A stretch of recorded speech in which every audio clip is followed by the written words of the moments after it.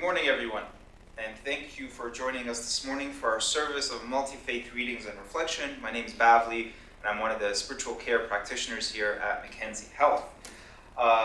Throughout this service, you will hear prayers and scriptures which represent some of our multi-faith community.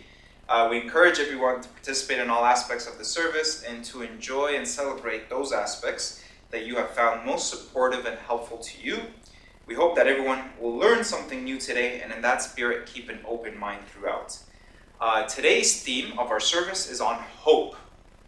So we will start with an opening reflection, and this is a poem by Emily Dickinson.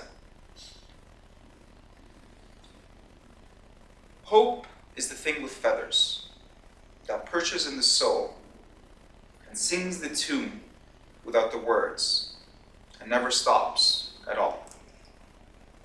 And sweetest in the gale is heard, and sore must be the storm that could abash the little bird that kept so many warm.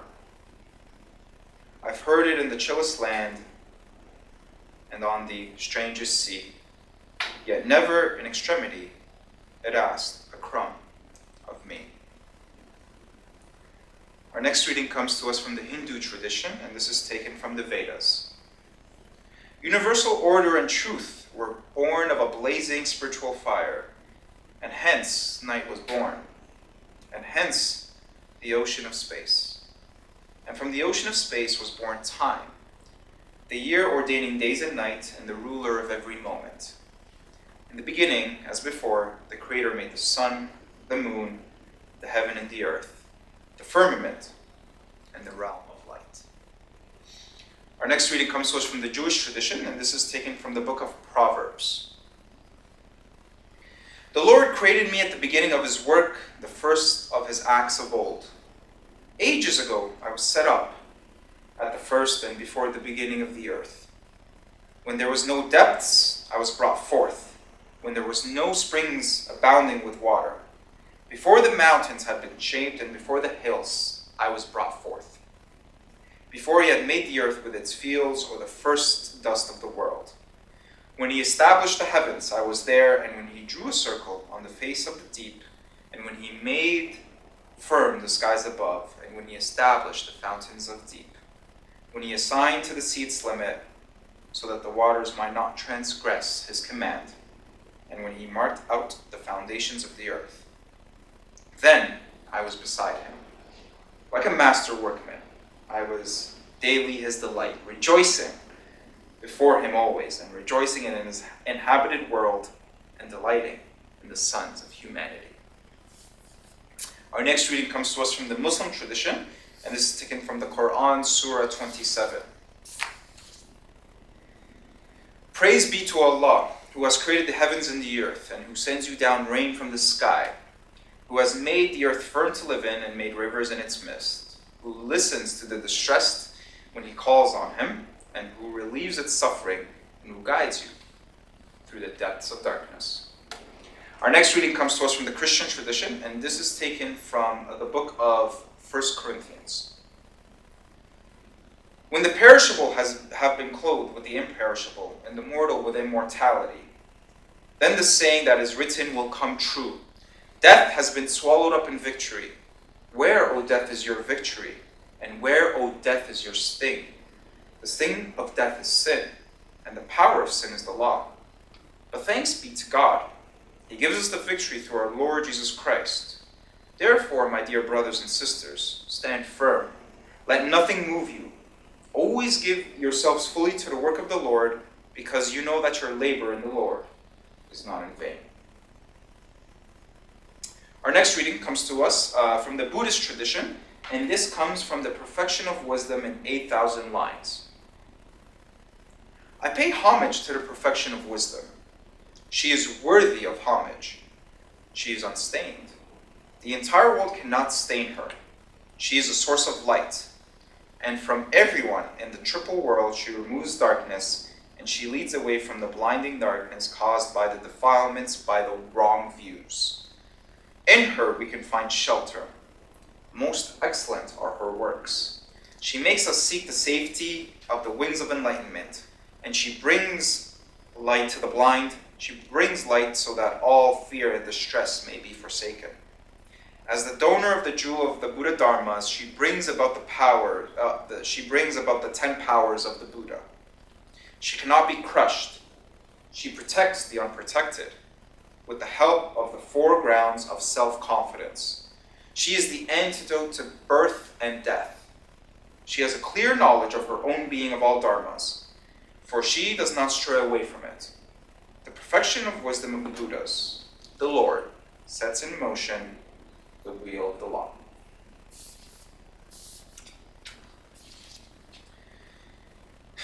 Good morning again, everyone, and thank you for joining us for today's service of Multifaith Readings and Reflection. My name is Bavli, and as I mentioned earlier, today's theme is on hope, so I'd love to share a few words with you of reflection on the theme of hope. So, we all have hopes. I'm hopeful that one day the Leafs will win a championship. I'm a big sports guy, and believe me, to believe and to hope in the Leafs winning a championship, I know, sounds insane, but I have hope that they will happen. I'm also a basketball guy as well too. I love the Toronto Raptors, and so growing up I was always hopeful that they would win a championship, and a couple of years ago they did just that. So, what can go wrong?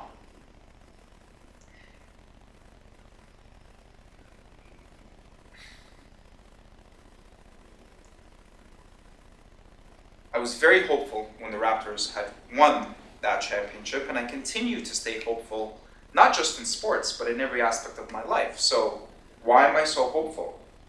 After all, what does hope look like? I mean, we all have our journeys. I know you do, I do, we all do. And being in a hospital bed, or looking at your neighbor, does not seem hopeful at all. Every day we use that small magical word, hope. It's tough to live, or even make it through one day without hope. So what is it? Based on the example I just gave you, and the readings that we've heard so far, maybe we could define hope like this. Hope is a vision for better days that changes us in the present. Hope is a vision for better days. There's something up ahead, around the corner, in sight, and it could be good. But that good future isn't just abstract, because it reaches in and transforms us in the present.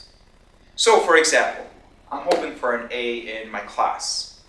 That hope will, and at least it should, motivate me to study right now. If I'm hoping for a raise at work, maybe I'll work harder to impress my boss. If I want maybe world peace, I can stop shouting at my own children and actually do something about it. As a child, I knew well the power of hope around every time of the year. Because, for example, if I reflect on Christmas, I knew that my parents would either buy me something or get me a gift. I had a vision for better days, which were better presents with every passing Christmas. But that also changed my attitude and actions at that time. The vision for the future drove me to search catalogs, for example, and magazines, make careful lists of the presents I wanted, and it would drive me to hunt under my parents' bed in order to sneak a peek at a better days that were upon me. Hope is a vision for better days that changes us in the present. Hope sometimes can look very different from what I just described. We have people who have stage 4 terminal cancer, people who have had heart attacks, and people who seem to be coming near the end of their lives. Not only do I ask you, but challenge you to reflect on these people as you contemplate in your mind about how you will walk with them on their journey of hope. How does hope look for them? Is there hope at all? I'm not sure if there's an answer, but I believe that we can control the actions that we do today. One way to unpack this hope is to see that we are one big interconnected community. One of the marvelous things about community is that it enables us to welcome and to help people in a way we couldn't do as separate individuals. When we pool our strength and share the work and the responsibility, we can welcome many people, even those in deep distress, and perhaps help them find self-confidence and inner healing. Sadly, we're losing something about community, about accepting people who are different. If we have a culture of winning, a culture of success, a culture of knowledge, those who have less knowledge are not winning. So we're in a culture of huge divisions. We need to teach ourselves, how can we lose? Because the more we come close to losing, the more we begin to see the reality of what it means to be human, which is to accept our weaknesses and to discover that all human beings are beautiful. So many people are running around doing lots of things, but they're controlled by anguish, by anxiety. Hope is the light at the end of the tunnel when we hold each other's hands and sit in silence with each other. It's not an easy task, and today's readings paint an image of how we can continue to hope. Our opening reflection tells us that hope purges the soul and has the ability to guide us as we seek to soar high in the air. The Hindu reading says that if we allow hope to penetrate us, that our space will open as wide as the space of the ocean. The Jewish reading tells us that God is constantly constructing us in His image and in His likeness, which is transcended in the good and the beautiful creation that He has made. The Muslim reading tells us that if we learn to trust each other, that our hope will allow us the space to overcome our suffering and darkness. The Buddhist reading tells us that if we constantly seek the light, we will find shelter in the hope that is manifested from that very same light. And finally, the Christian reading tells us that if we overcome death, it is because we have hope in each other, in the actions that allow us to serve each other. So, can I continue to hope for the leaves? Yes. Because as long as we can hope, then we can believe.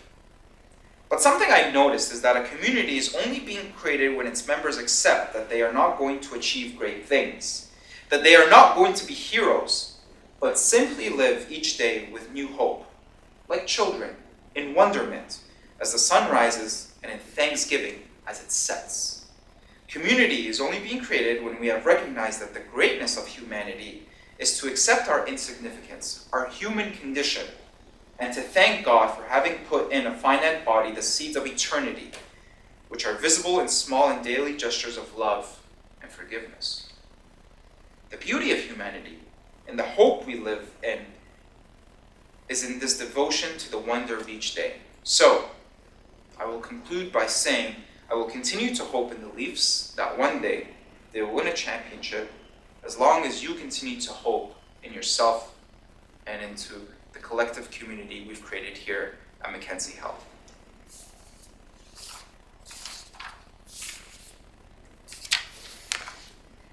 Now we will have a concluding reflection. May all beings be happy and free. May you recognize the power and beauty within you and within all. May you nurture the seeds of your becoming. May music be like a prayer, your feet a drum to the beat of your heart. May your ministry be rooted in the power of Mother Earth. May your light sparkle. May your heart grow green and healthy and whole. May your generosity of spirit flow you like a river, and may your dreams of freedom be fulfilled. Thank you everyone for joining us today for our service of Multifaith Readings and Reflection. I hope you enjoyed that. If you would like to connect with spiritual care, you can talk to one of your nurses and they know how to contact us. Also, the spiritual care icon on the iPad has our contact information in there as well too, and you can reach us that way. I hope you've enjoyed the service. I hope you enjoy the rest of your day, and we will see you next week, Tuesday at 11 o'clock. Thank you, everyone.